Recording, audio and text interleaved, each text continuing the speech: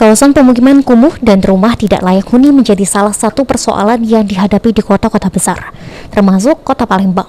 Selain pemerintah kota dan swasta, pemerintah Provinsi Sumsel juga melakukan upaya untuk mengurangi rumah tidak layak huni di kota Palembang.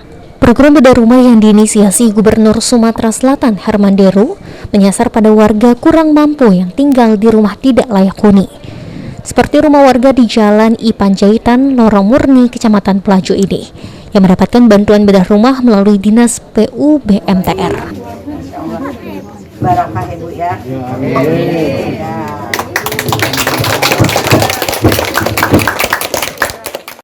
Rumah yang telah dibedah ini menjadi kado HUT Kemerdekaan Republik Indonesia yang ke-76. Pemprov Sumsel menginisiasi OPD untuk membantu memperbaiki dan membangun rumah warga yang tidak layak huni sesuai dengan dana masing-masing OPD. Selain renovasi rumah, perabotan rumah juga diberikan kepada warga penerima bantuan. Penyerahan kunci rumah menandai program bedah rumah ini menyambut HUT Kemerdekaan Republik Indonesia.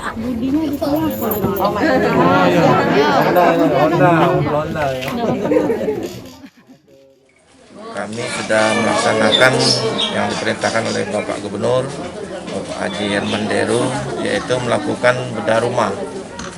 Dinas PU Bina Marga dan Tata Ruang ini mendapat tugas bedah rumah di Lorong Murni, Kelurahan Bagus Kuning, Pak ya, RT 25, Pelaju, Kota Palembang. Nah, secara resmi hari ini telah selesai.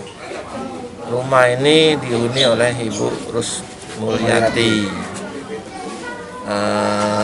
dengan memiliki 3 anak, yaitu 1 laki-laki dan 2 perempuan.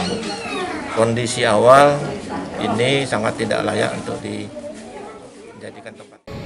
Program bedah rumah ini dirasakan manfaatnya yang cukup besar bagi masyarakat, terutama mereka yang berpenghasilan rendah, untuk memiliki rumah yang layak huni. Kami mengucapkan terima kasih terutama kepada Bapak Gubernur Herman Deru beserta